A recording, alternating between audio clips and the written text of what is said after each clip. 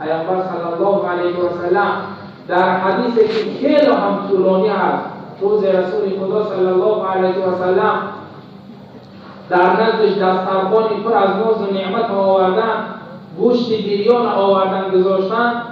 پیامبر از گوشت‌ها همین ذراعی گوسفند دوست می‌داشت، دستی گوسفند دوست می‌داشت. از همین سبب وقتی که یهودی‌ها لبید ابن اعصم بدبخت یهودی پیامبر صلی الله علیه و سلم از زهر داد، زهر در همین دست گوسفند زیاد کرد.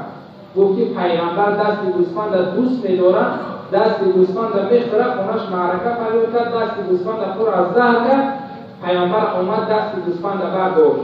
یهودی میدونه که پیامبر چی را دوست می‌دارد، پیامبر چی را می‌خوره، لیکن امت پیامبر نمیدونه که پیامبر چی را دوست می‌دارد. پیامبر از سیرتش چگونه است، پیامبر از صورتش چگونه است، پیامبر شب چگونه خواب می‌کرد، کدام لحظه‌های شب از خواب می‌خیست. خلاصه در این حدیث پیامبر همون دست گرفت، وقتی که دست زهرا گرفت گزید در جاش موند. صحابه ها را گفت باز ایستید نخورید. صحابه گفتن بخیر ای رسول خدا. گفت این گوشت به من خبر داده است که من زهرالودم، مرا زهر کردن نخور. پیامبر صلی الله علیه و سلم از گوشت خبر داد که پیامبر مرا این بدبخت یهودی زهر کرده است نخور. پیامبر صلی الله علیه و سلم وقتی گوشت نخورد رحمت للعالمین بود، عجیب مهربان بود، امت دوست می‌داشت. برای هدایت شدن یک نفر تمام سعی تلاش را می‌کرد که یک نفر بگذار یهودی باشد، مشرک باشد، مسیحی باشد، منافق باشد، کافر باشد، لیکن هدایت بیابد. همون زنها را فریاد کرد تو برای چی زهر کرده، برای چی قصد جان من پیغمبر خدا کرده؟ این زن رو به رسول خدا ما به خاطر کردیم که گفتیم اگر یکون پادشاه باشی، ملکخواه باشی، به خاطر دنیا دعوی پیغمبری کرده باشی، تو را زهر بدهیم از شر تو خلاص شوی. لیکن گفتیم اگر تو پیغمبر خدا باشی، از جانب خدا باشی، این گوش برای تو خبر می‌دهد. و همین خاطر کرده است. پیغمبر به خاطر نفس خودش همین زن چیز دینا که جوابش رو بکنه. ایرا میگن که رحمت للعالمین، ایرا میگن مهربانی پیغمبر نسبت امت است. حتی یک یهودی بچه در زمان پیامبر صلی الله علیه و سلم در همسایگی رسول خدا صلی الله علیه و سلم زندگی میکرد. جوانی که شاید 10 ساله و 12 ساله بود. وقتی که این جوان بیمار شد، بیماری شدت یافت، پیامبر دوان خانه همین یهودی را بالای بالینش ایستاد، این یهودی را دعوت به سوی اسلام کرد. تو بچه شاید این لحظه ها از دنیا بگذری، لیکن همین یک کلمه زیبا را من برای تو تعریف میکنم. همین کلمه را به زبان بیار، تو در روز قیامت نجات می‌یابی، روز قیامت داخل جنت پرناز و نعمت الهی میشوی. این جوان خوب چی بگو؟ با سوی پدرش نگاه میکرد، پدرش یهودی بود. میگن این یهودی از معامله و از اخلاق و از رفتار و از گفتار از همسایگی خوبه که پیغمبر خطی این یهودی داشت. گفت علی ابوالقاسم، گفت بچه همین ابوالقاسم کنیه پیغمبر بود. ابوالقاسم چیه؟ میگه گفت شبیه امروز یهودی مسلمان از اخلاق مسلمان یهودی میشود، مسلمان کار مسلمان هم میدونه نصرانی میشه. میگه مسلمانیش همین باشه و مسلمان نشید. نعوذ بالله. در زمان پیغمبر یهودی ها اخلاق پیغمبر میدیدن، معامله پیغمبر صحابه های پیغمبر میدیدن، به دعوت اونها ایمان بیاوردن. همین دولت یمن، سرزمین یمن یگان جمع نشید. حضرت معاذ بن جبل اخلاق شدیدن، گفتار شدیدن، صحبت شدیدن، زبان شیرین شدیدن، ایمان آوردن. اندونزی که امروز دومین از نگاه شماره مردم مسلمان تشکیل می‌دهد، اکثر مسلمان ها دولت‌هایی که خیلی هم شمارهشون زیاد است، دومین درجه اندونزی قرار دارد. همین اندونزی و مالزی بکلی به اخلاق تاجرهای عرب اسلام قبول کردند. کسی به آنها لشکرکشی نکرد. ولی اسلام ما را امروز دشمنان اسلام تروریسم نمیدونیم صدها چهره اسلام میخواهند سیاه کنند، قسم به عظمتی و بزرگی الله، مهربانی که اسلام داره یکم دیر نداره، مهربانی که پیغمبر نسبت این امت داره یکم بزرگ نداره، رحمتی که پیغمبر برای این مردم، این ملت، این قوم، این خلق آورد، یگان مردم برای یگان پیشو برای مردمش نیاورد. در طول تاریخ حیات پیامبر صلی الله علیه و سلم 23 سال حیاتش که تمامی سرزمین ها فتح شد، یمن در زیر تسلط اسلام در آمدی، طرف فارس و روم، تمامی دیگر سرزمین ها اسلام به داخل شدن، همگی 1,500 نفر کشته شد.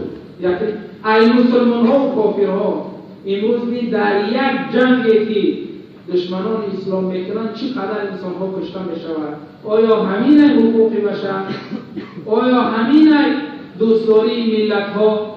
پیغمبر صلی الله علیه و سلم بین سرزمین ها فتح شد، با دست رسول خدا صلی الله علیه و سلم تنها یک نفر کشته شد. پیغمبر در پیش بود لیکن یک نفر کشته شد، چون که پیغمبر میگوید من رحمت برای مردم، من برای راهنمایی مردم اومدم، من برای کشتن مردم و مردم از حیات محروم کردن نیومدم. پیغمبر خواب نمیکرد، قسم به عظمتی پروردگار خواب نمیکرد، شبها بیدار میکشید، نقشه میکشید که من چیکار کنم که این مردم از این بدبختی، از این شقاوت، از این تنگدستی، از این فقر، از این دشواری نجات بیابد. فکر این امت میکرد، فکر امروزی ما را میکرد که من چیکار کنم که برای ملتم، برای مردمم، برای امتم یک خدمت کرده باشم. وقتی که خانه این یهودی آمد این مشتر را دعوت کرد، اخلاق پیغمبر دید، پدرش گفت عجیب ابوالقاسم، گفت بچه‌م همه چیه بیده گفت قبول کرد. پیغمبر گفت که جوان قل لا اله الا الله، گفت بچه‌م همین کلمه زیبایی لا اله الا الله بگو، من در روز قیامت نزد خدا حجت میشم، دست تیره گرفته داخل جنت میشم. این جوانم، این کودکم گفت که اشهد ان لا اله الا الله و اشهد ان محمد رسول الله. پیغمبر از خرسندی و از خوشحالی را از خانه برآمد، صحابه ها میگه تماشا میکردیم، با دستهای مبارک در رونهاش میزد، خفاتی میزد، میگفت الله اکبر الحمدلله الذی انقذه من النار، میگفت الله اکبر، شکر پروردگار را که این یک جوان از آتش دوزخ نجات داد. ولی امروز ما پروای حتی فرزند خودمان نداره، مهربانی نسبت پدر خودمان نداره، برای هدایت یافتن پدرمان هیچ عملی انجام نمیده، برای راهنمایی مادرمان یک بار نصیحت نمیکنه.